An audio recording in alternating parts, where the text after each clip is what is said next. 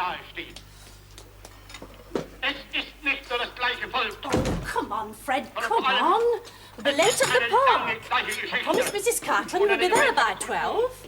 Oh, for heaven's sake, switch off that horrible row. Don't know what you're listening to it for, anyway. That Hitler's making a speech. Oh, I can hear that. That's plain enough, that is. Though, seeing as you can't understand a word he's saying, I don't know how you bother. I can catch a word here and there. Oh. What the devil are you... That's better. I expect Miss Vicky and Mr. Klaus to listen to it right through to the end. Them and the commander had looked to the wireless setting, though. Now, let me see. Better take a spare apron with me. Oh, it's all right, I've got one. Have you got your green baize? Oh, and my tools. Oh, whatever for? Oh, Mrs. Cartland wants the ballroom doors taken off their hinges. They're expecting a great crush tomorrow night. Are you ready, Eileen? Oh. Im Interesse der beiden Länder, wie im Interesse des gesamten deutschen Volkes liegt, jedes gesamten deutschen Volkes, dessen Söhne wir alle sind, ganz gleich, wo die Wiege unserer Heimat stand. They wouldn't yell like that. Onderbrecht me nog niks, Vicky. Sorry?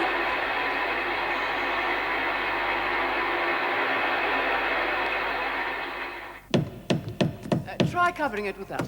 Yes, madam.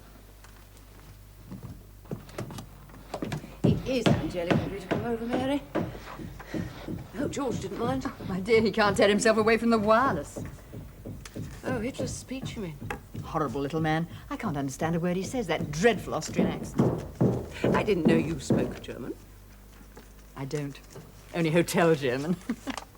Oh, look. Is this booking for the Hamiltons for 5 or 8? People do write so badly. 8. Well, don't forget to mark them off, otherwise we might sell them again tomorrow and have a double booking. What fascinating things you know. Well, I went down to see my little man at Keith Prowse. He explained it all to me. Rosie, you're so competent, I'd never have thought of that. Oh, I see Mrs. Hedges did book 12 seats. Oh, yes, indeed she did. And she tried to come and help this morning. Oh, thank heavens she didn't. Good morning, Lady Mary. Oh, my dear Laura. I came to tell you that the gates have arrived. What shall I get them to do? Good. Oh, you could ask Gates to start bringing through the chairs. Tell them there's 2 outside men going to help him. Right. Oh, seem to be an awful lot of chairs. There's an awful lot of people. Well, quite apart from the Red Cross, nobody would want to miss a concert by Julius Brechner. Well, nobody who's anybody, even the tone deaf. Oh, what about Mrs. Gates? Oh, tell her to help Perkins with the cloakrooms. Right. I say, Mary, that's odd. There's a booking here for Conrad Nielsen. Oh? You do know who he is. I haven't the foggiest, my dear. But I can tell you where he's staying, with the Braithwaites. Really? Yes, I met her yesterday. She was very pleased with herself about it. Obviously dying for me to ask who he was, so of course I didn't. There's no reason why I shouldn't ask you. Who is he? Conrad Nielsen. He's a musical impresario. Probably the most important one in the country.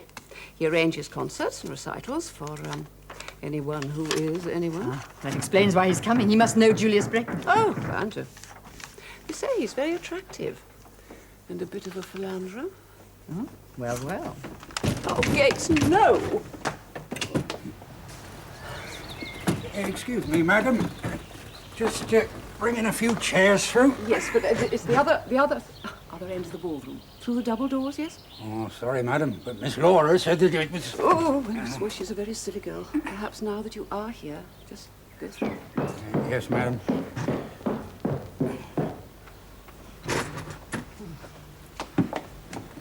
Silly case. A few less chairs, perhaps, next time? Yes, madam. At least he's willing.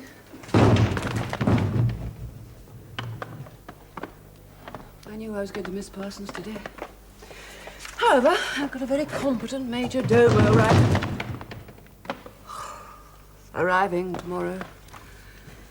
How is your butler? Oh, he's getting on fine. He won't be mobile for a week or two. Not much fun breaking a leg at his age, you know. Telephone for you. It's Mrs. Hedges. Oh, no. No double bookings, Mary.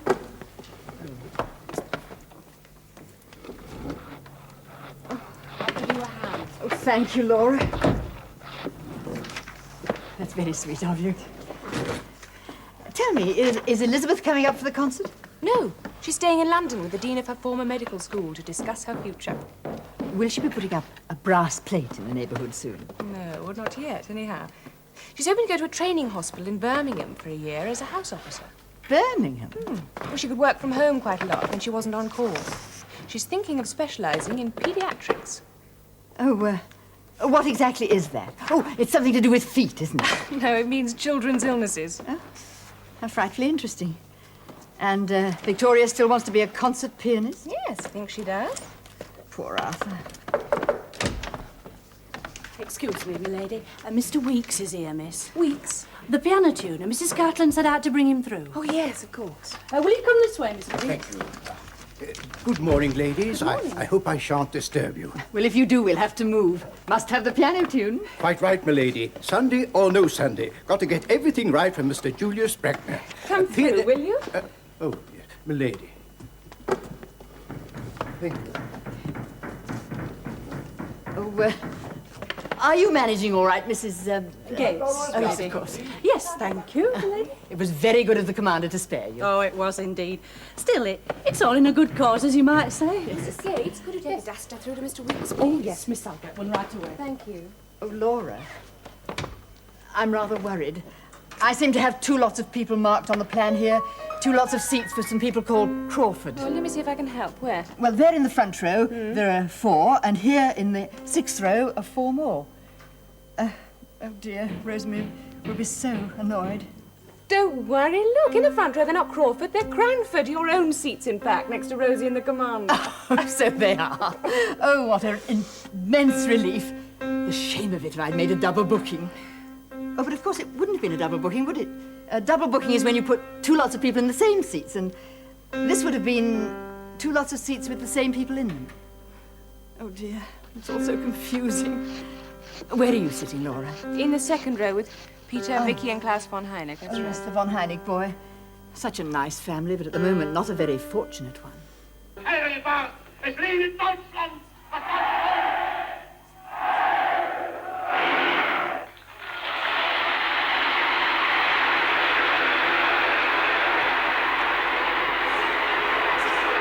It makes me feel quite ill. Vicky, my dear, I'm sorry to have shouted at you before, but it was necessary that I should hear what the Fuhrer said. I know. Did you understand the speech, Vicky? Most of it.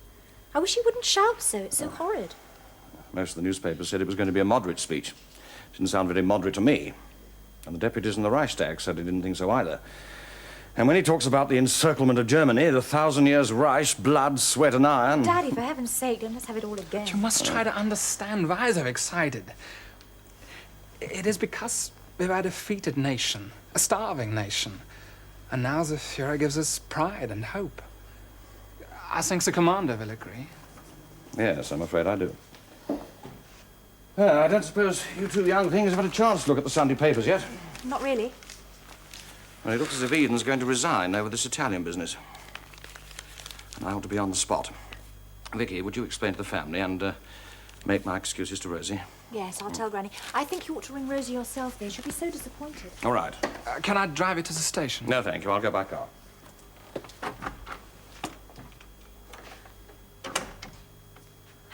Let's take the dogs for a walk before lunch and get that shrieking voice out of our ears. Oh, good heavens! It's Mr. Weeks. So I gather. Well, this is impossible. We can't work now. Let's go and have some lunch and a drink. I have something to tell you. Is that Miss Scott? Oh, Angela, it's Arthur Bourne. Hello. Look, I was wondering if you're free this evening, if you'd care to have dinner with me. Your sister. Oh, well, never mind. You'll ditch her? Good girl. Hmm? Well, what about the Berkeley? You do? Yes, so do I. Angela, I'm going to the club first to find out the general reaction to the news, so I'll meet you about 8 o'clock. Yes, fine. Yes, I think he is going to resign. Yes, that's one of the things I want to talk to you about. Good. I'll see you later then. You all know so much more about politics than I do. If Mr. Eden does resign, well, how will it affect things? Will it make war more likely? Arthur seems to think so. Well, he always has been wildly anti-Chamberlain. Oh, surely not. We like Mr. Chamberlain so much. George has fished with him in Scotland. Why exactly is Eden resigning? Well, as far as I understand it, he disapproves of Chamberlain making a deal with the Italians without getting concessions from them first. Surely we need the Italians as allies. Or don't we? Well, whether we do or not, the fact remains that Arthur will not be here to make the chairman's speech tomorrow night, so I shall have to do it. So, shall we go and have some lunch now and get back to work?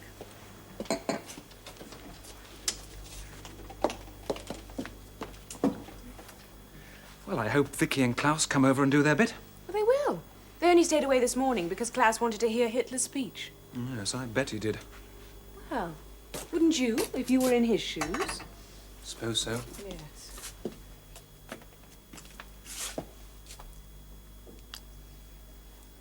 We really must go. We aren't pulling our weight over this wretched concert. So it is a wretched concert now, is it? Vicky, I'm ashamed of you. I thought that music was your great love.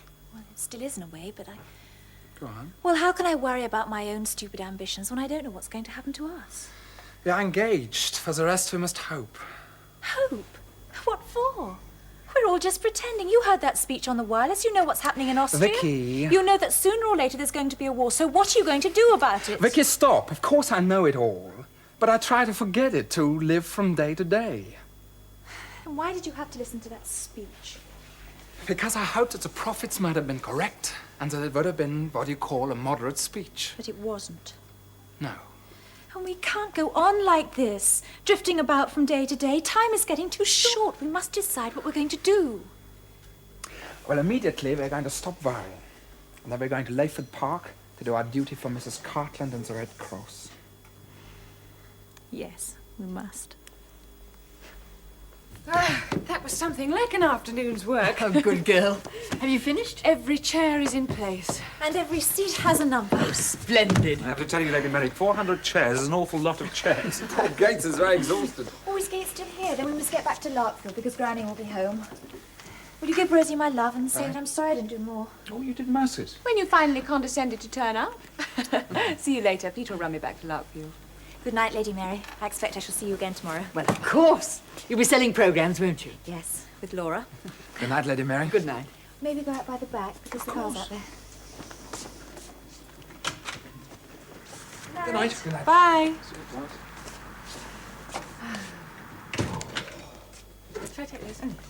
Incidentally, where is Rosie? Not scrimshanking, I hope. No, she's been called to the telephone. Oh, probably the commander again. To say it's Chamberlain who's now resigned. Not a hope. Disaster! What's happened? Julius Breckner has gone down with bronchitis. He will not be able to play tomorrow.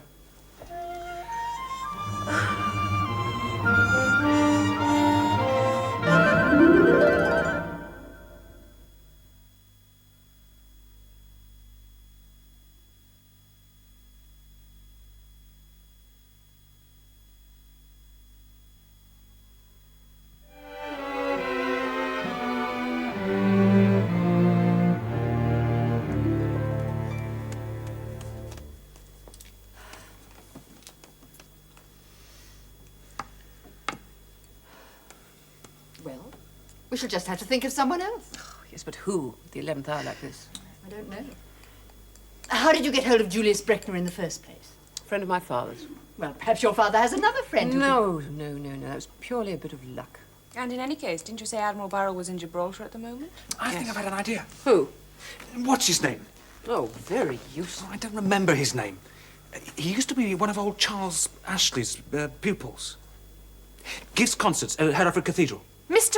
Ambrose! Peter, you're brilliant. Brilliant. Except that he happens to be out of the country in Switzerland for a fortnight. How do you know that? Because he wrote and told me that he couldn't come to the concert. And to wish me luck. Huh, luck. The evening is doomed. No! What? I've got it. What? Oh, I'm as bad as you are. I can't remember his name. But you told me that he knew everyone in the musical world, and I told you he was staying with the Braithwaites. Of course. Oh, Mary, you are brilliant. If anyone can find a substitute, he can. I shall telephone him at once. Thank you. Oh, this is nice. Oh, was your sister very upset? Well, not a bit. I went to tea instead. Ah. What did you want to see me about? Do I have to see you about something? Can't I just see you? Well, you said you wanted to ask my advice. Oh, I did. I do. It's about my political future. I've been chewing the rag so long of people in my club, I can't tell port from starboard, so I'd like a dispassionate view on things. I'm flattered. I should have thought there were plenty of people you could have talked to in Herefordshire. Yes, well, the one person I could turn to down there is up to her eyes in preparing a piano recital for the British Red Cross. But I do need some advice.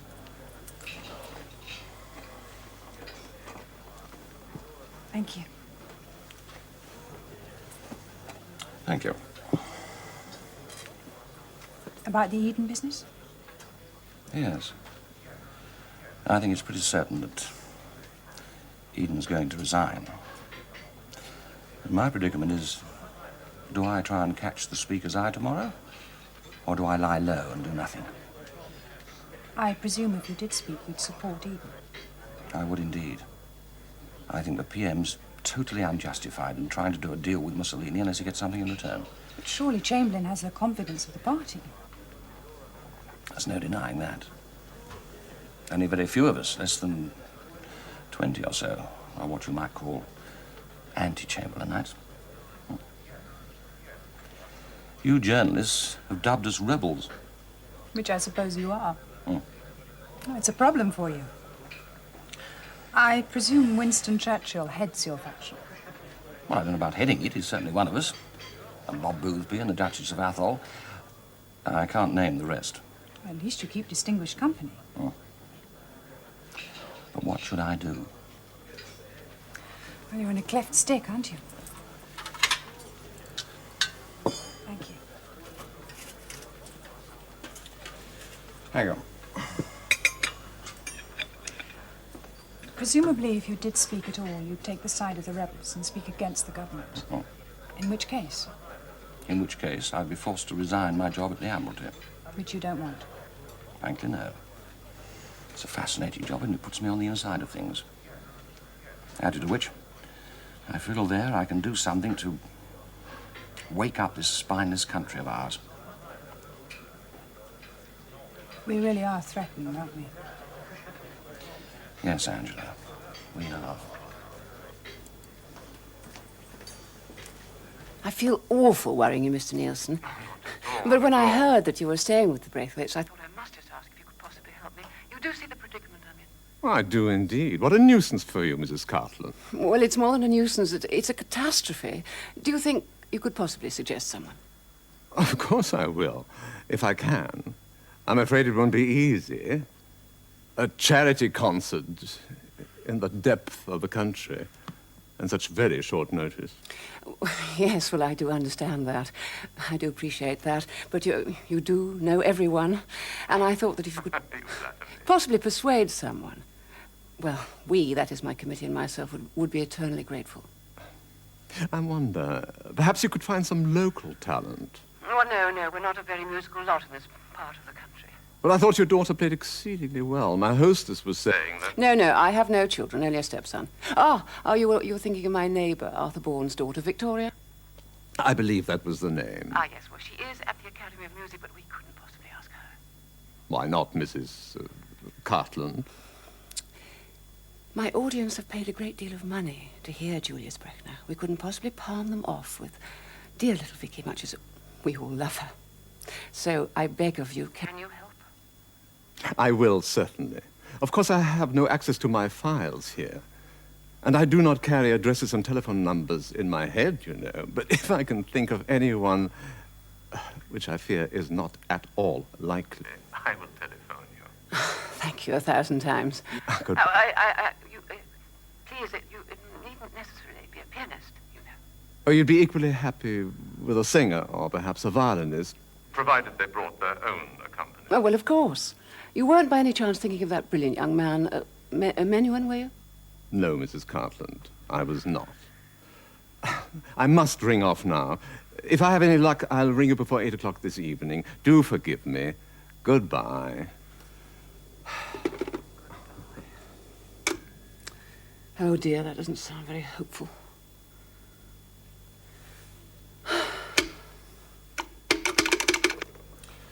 Sorry about this, but the Admiralty would like me to leave my number with my own exchange. Arthur Bourne speaking. Rosie?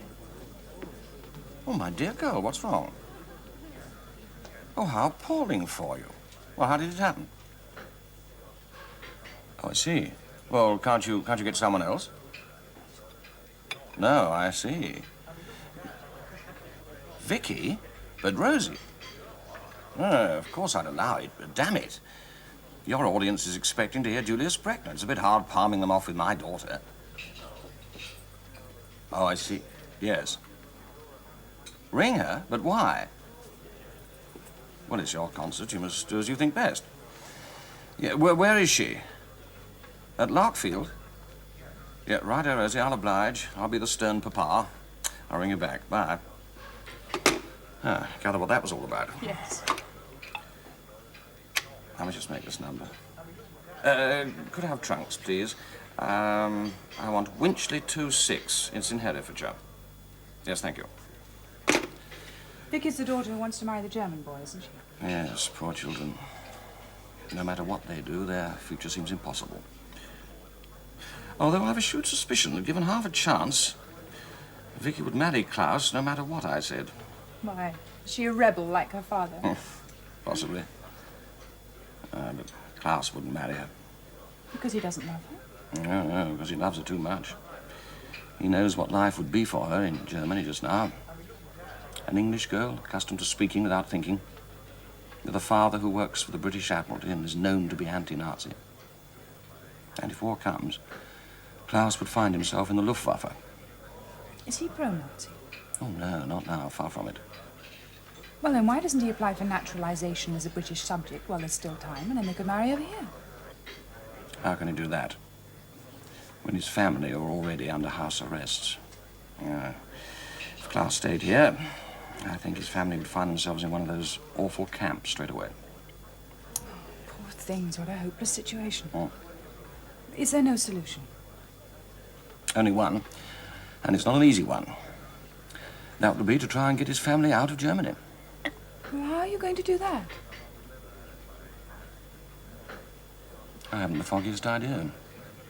That was a very nice dinner, Vicky. You did it beautifully. You're turning into quite a good cook. High time, too. It's not so long ago since I could only do scrambled eggs. More coffee, Gran? No, thank you, darling. Now, Vicky, darling, what about a little music? Or must I? You've not opened the piano today, to my certain knowledge. That is bad for your fingers. Do play, Vicky, dear. I enjoy it so much. Can't we play a duet? No, later. First, you must play the berceuse for practice. When you played it yesterday, the phrasing was not correct. All right. You are a bully. And while you play the piano, I will play a game of backgammon with your grandmother, if you would like so. I would like it very much. If it won't disturb Vicky's practice. Of course not. Perhaps Klaus won't notice my mistakes if he's busy with something else.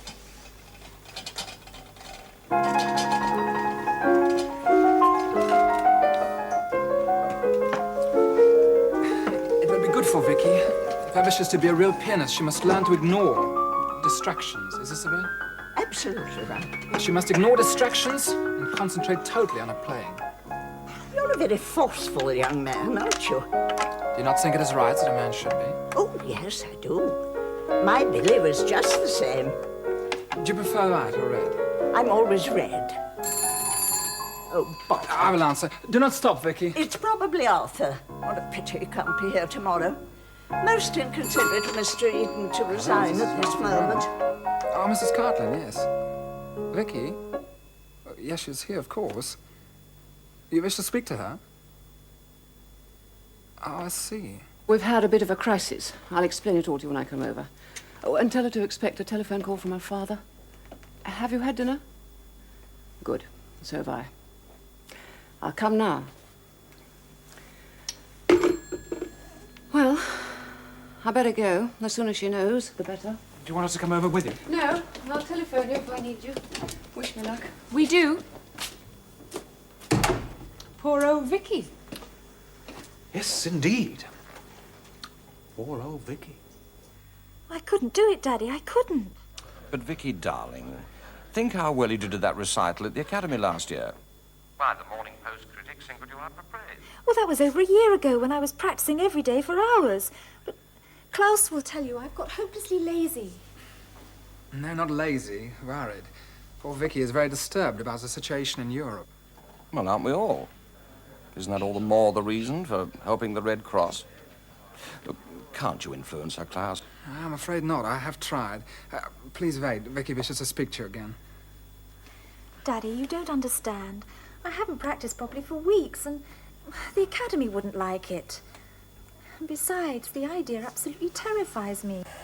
My dear child, I do understand, but it's such a good cause. I mean, you've only got to play one of those pieces you know so well, and end perhaps with that Nocturne that you're always playing at home. I couldn't do it, I'm positive. I can't. Don't be cross with me. I'm not cross, Vicky, but I'm a little ashamed. If you were my son, you'd be in the Navy by now. Would you refuse an order simply because you were frightened? I hope not. Goodbye. Oh dear, he's angry. Rosie, dear, there don't seem to be any drinks in here. Perhaps you and Klaus would like to forage in the dining room. Certainly, Alice. Come along, Klaus. Let's go and forage. Vicky, my darling, come here. Sit down. I want to tell you about something that happened when I was just about your age. I can't have been married more than 6 months. And there was to be a party in the royal yacht given by the Prince of Wales for the Russian royals. Poor dears. And there was to be an entertainment. Well, of course, in those days, with no wireless and no cinemas, we always entertained ourselves. Well, one of our officers was married to a lady who sang beautifully, and she was to be part of the entertainment. But on the very morning of the concert, can you guess? She lost her voice? Yes. Now, I used to sing quite prettily. I'd had lessons when I was a girl. But they came to me and asked me to take her place. Well, I was terrified, and I rushed to your grandfather in tears and said I couldn't possibly, not in front of the Prince and Princess of Wales and the Tsarevich and his wife. I simply couldn't do it. But Billy was very stern with me and not a bit sympathetic. It was an order, he said, and a sailor's wife must obey orders. So I did.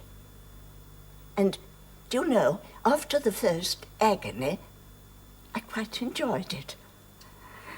And they were all so nice afterwards. And later, the Prince's equerry sent me the most charming note of thanks. So you see... You're a very cunning old lady, Granny. I don't know what you mean.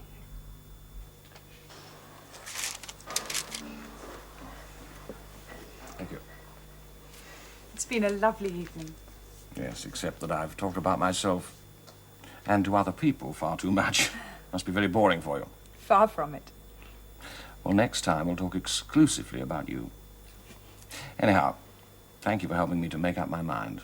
Have I? Yes. I think I must stay in office for the present. And that being the case, I think I shall give the debate a miss and see what I can do to help my poor little daughter. And what about your unfortunate neighbour? Yes. Do you really think I should? I do. I shall have to practice tonight till late, very late. And again tomorrow morning. You will stay and help me, won't you? What do you think? What about the bank? I have a telephone in the morning. A diplomatic indisposition. Bless you. I couldn't do it without you. Vicky. We better go and tell them. All right, Rosie. I will play. Oh, darling. On one condition. Yes? That you will make an announcement apologising for me in advance and saying that I'll probably be very bad indeed. Oh, my dear. You will? Well, of course I will, if that's what you want. There is one other matter. Yes? Vicky is much out of practice. She will have to work late tonight. 3 or 4 in the morning, perhaps. Well, I'm afraid I shall keep you awake, Granny. That won't matter, darling. Why don't you come back to Layford with me tonight? And then the car can bring you back tomorrow. Are you quite sure? I'm positive. Darling, go and ask Nanny to pack an overnight case for your grandmother. Right. And bring down my fur coat, will you, darling? Righto. Now, what you going to play? What do you think, Klaus? Yes, it's a question of the programme as how much Vicky and I will have to decide during the night. I'll see if there's something I can suggest. Did pull it off, didn't you? One day you must tell me how you managed it.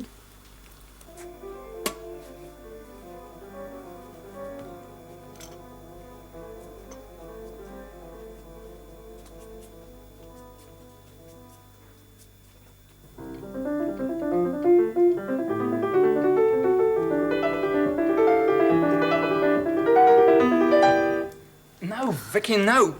Go back again to the beginning of the phrase.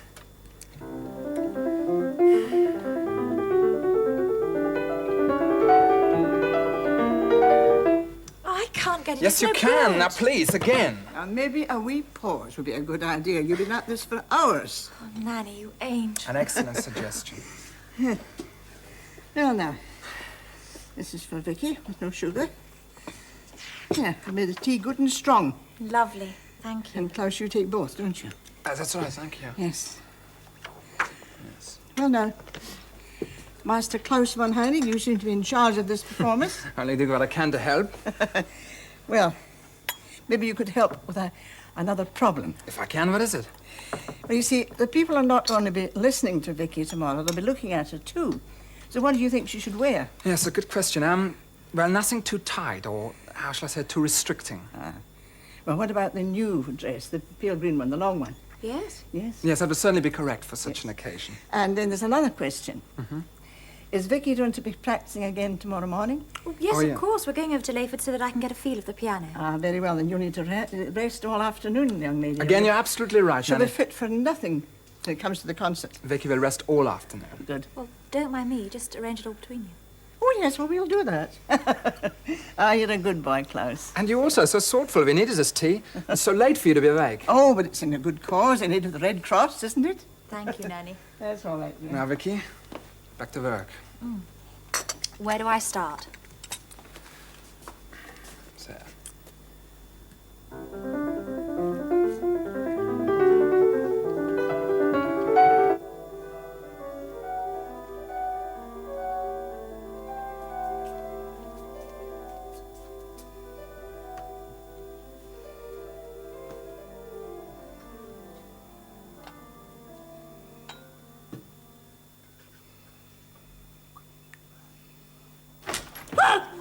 Oh, hello, Nanny. Oh, Arthur.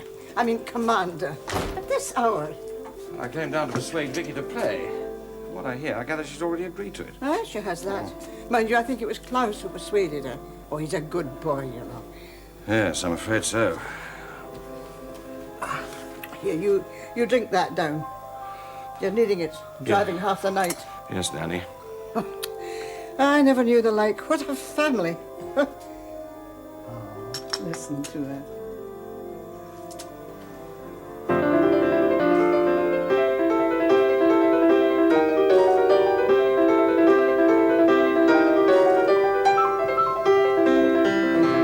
Bravo!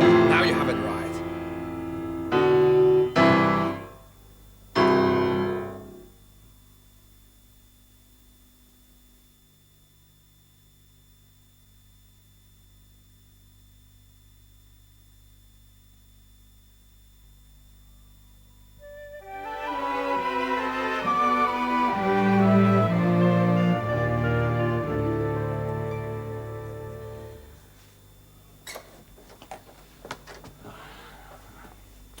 Are you ready, Vicky? We promised Rosie we'd be there by 6:30. Just coming. Oh, you look nice, Mother. Good evening, Lady Bourne. Good evening. You'll miss the vote tonight, I fear. Yes, I think there's no doubt the Chamberlain will get overwhelming support. Well, I ought to have been there. Only just for once, I'm putting my daughter first. There must be a big debate in the House of Commons now that Mr. Eden and Lord Cranbourne have both resigned. Perhaps it's just as well you couldn't be there, dear.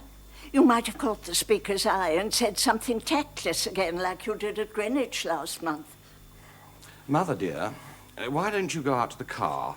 Then when Vicky appears, we can leave straight away. Come along, Lady Bourne. You and I'll tuck ourselves into the car.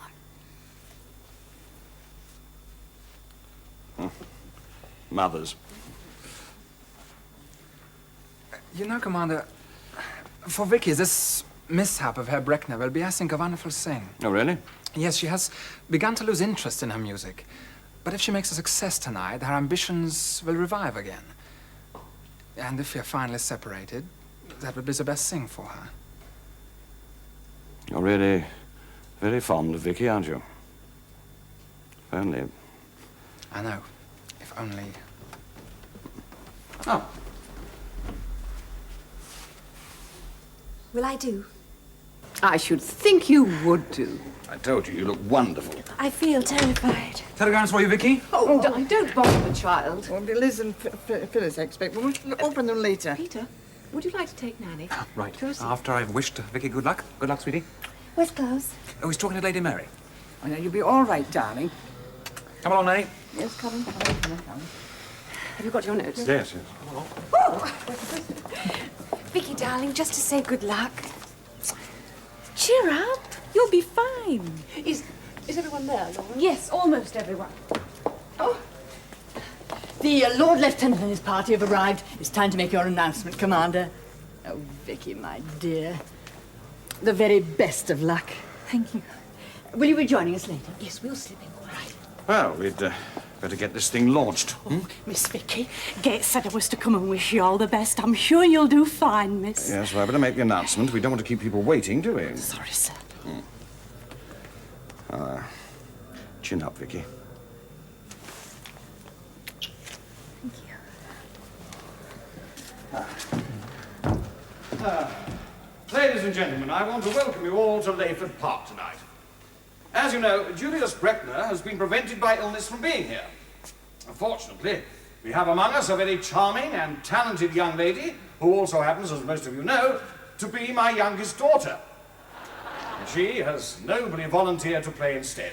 She's also asked me to apologise in advance for any shortcomings. I'm not good enough. You must make some An sense that you apology, are. which I'm sure is quite Klaus, don't go unnecessary. out the front. Stay with me. Now, let me introduce to those of you who do not already know her, Victoria Bourne.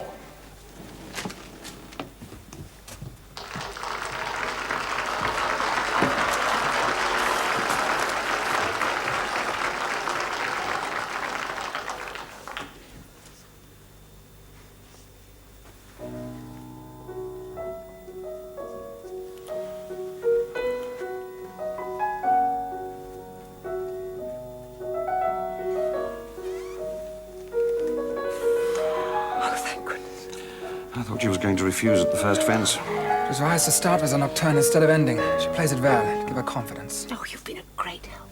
Thank you.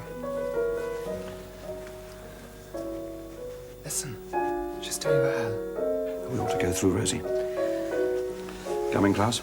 No, I promised Vicky I would stay here. Be near her. Quite right.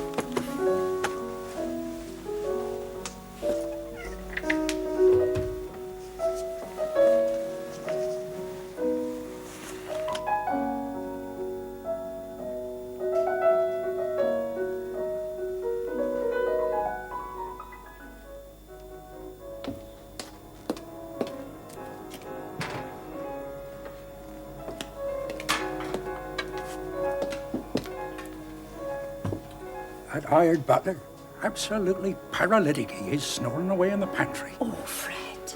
That agency ought to be ashamed of themselves. If you ask me, he'd had one or two before he arrived this morning. Get those dirty glasses for me, will you, Fred?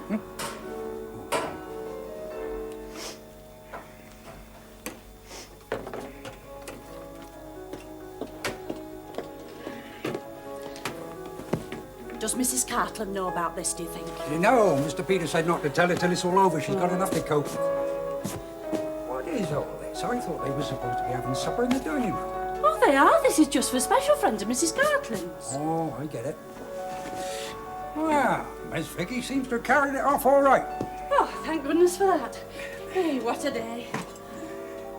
You do look nice, Fred. Oh. Pity you couldn't have worn Mr. Parsons' uniform, what's it? Oh. Yeah. Wonder what this one had in it.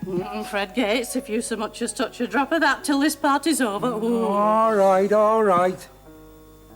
You wait till we get home, my girl. All this high living's gone to my head. Oh, Fred Gates, may you be forgiven.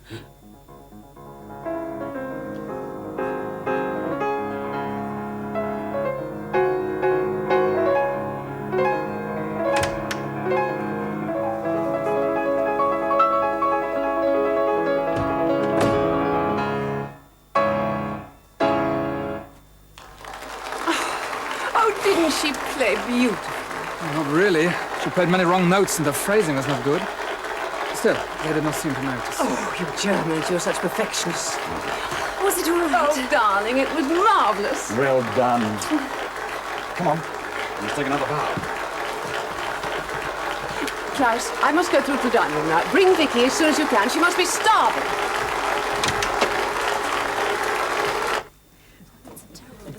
Aren't you proud of your daughter, Commander? Oh, very proud. Are you exhausted, my darling? Oh, not now, Granny. I feel I could do it all over again. I met Conrad Nielsen with the Braithwaites. He said such nice things about you. Golly, is he here?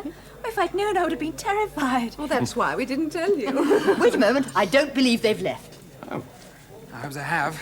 I didn't want Vicky to meet that fellow. Jealousy? No. I must admit, he has got a bit of a reputation. I know, but it is not for that reason.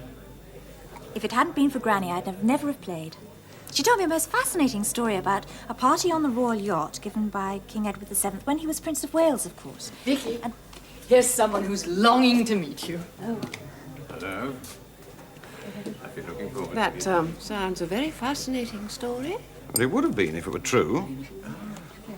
Only my father never served on the royal yacht. Alice? Do you mean to say that Well, something had to be done to get the child going. Well, I must phone the house. Don't you think she played in the most charming way, Mr. Nielsen? Very charming indeed. Oh, I'm afraid I made some terrible mistakes in the Beethoven. Well, what are a few mistakes among friends? Even Irene Schara has been known to make mistakes. And Forgive me younger for and more interrupting. beautiful. I think we ought to go and say our thank yous and goodbyes. Do excuse us. What about a little more champagne? Yes, please. So you are at the academy? Yes, I'm in my final year. Huh? And then? Well, it depends. Mm-hmm. I suppose I couldn't come and see you, could I? Why not? Why not, indeed? Let me see. Can you come next Friday? Oh, yes, anytime. Come about 12:30. Then we can discuss your future over luncheon. Thank you. Now, before the Braithwaites drag me away, I'd very much like to look at this beautiful house. Perhaps you could show me around. Of course, I'd love to. If the weather's good, I shall fly over to Croydon. Yes, well, I hope it is good. It worries me most frightfully. Damn the man. Oh, come off it. Vicky's a very attractive girl. Do you think I did not know that? All right, don't lose your rag. But she's not going to run off with him. Mr. Nielsen could be very, very useful to her.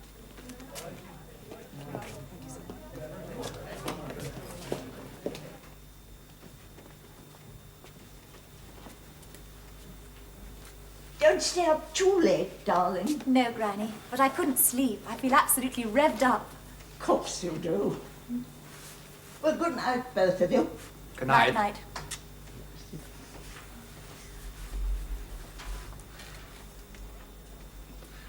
No, Vicky, you can't. Why not? It's very late. We kept Nanny up half of last night.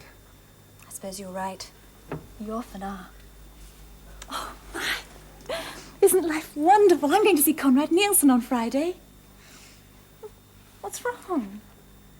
Be careful. He did not ask you because of your performance tonight. Of course he did. No, Vicky, you did not play nearly well enough. You can't mean that. Didn't you hear how they clapped at the end? They clapped because you're young and beautiful, and many of them know you. Rubbish. Also because you were gallant and performed despite your nervousness. That's appreciated. But your playing was faulty, unprofessional, and not to be admired. How dare you? I dare because it is true. I can't believe you're saying these things to me. You do not like it because I speak the truth. I'm going up to bed now. What train are you going by in the morning? The usual line. I just want to be sure that I don't go by the same one.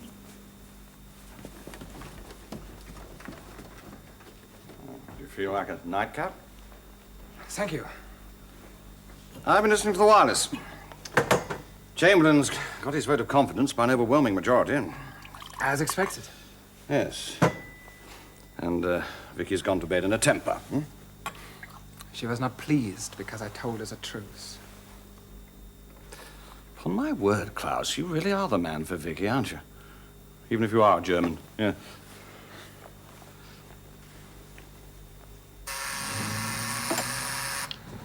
Conrad Nielsen's office? Ah oui, monsieur. Je suis sûre qu'il vous parlera avec plaisir. Ne quittez pas, monsieur. It's Monsieur Courteau speaking from Paris. Certainly, Mr. Nielsen. Monsieur Nielsen est à l'appareil maintenant, Monsieur Courteau. Merci. Good morning. Good morning. Excuse me. Conrad Nielsen's office? Oh, good morning, Mr. Sergeant. Yes, I know he wanted to discuss that with you, but at the moment he's on long distance. Shall I get him to call you back? Certainly. Yes? Mr. Nielsen is expecting me. Really? At what time? Well, 12:30, but I am a little early. What name is it? Victoria Bourne. Bourne? Victoria Bourne? No, there's nothing in the book. But he asked me. Just one moment, please. Oh, Mr. Nielsen. Mr. Sergeant would like you to phone him. It's about the Birmingham concerts next year. Right. I'll give you a line. What were you saying? Mr. Nielsen asked me himself at a concert in the country. Oh, yes, I remember, when Julius Brechner had to cancel. Yes. Wasn't it a shame? Mr. Nielsen said the little amateur who played instead was very attractive, but quite embarrassingly bad. Oh, I am sorry. I had no idea. I don't think I'll wait.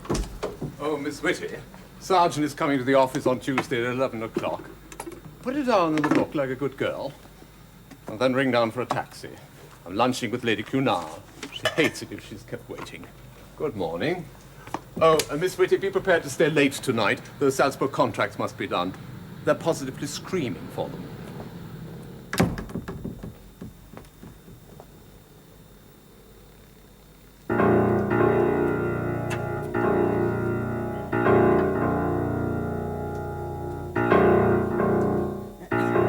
When you're ready, Mr. Weeks, there's a wee cup of tea waiting for you in the kitchen. Oh, thank you, Miss Benson. Very kind of you. Oh, you must be very proud of Miss Victoria after last Monday. Oh, I am. Oh, yes, we all are. And what's more, there was a very important gentleman there on Monday. I mean, important in the musical world. Oh, yes, I heard. Conrad Nielsen, no less. Yes, and Vicky was seeing him yesterday. Though young Mr. Von Heining did his best to prevent her. Oh, why was that? Oh, just jealousy, Mr. Weeks, the old green-eyed monster.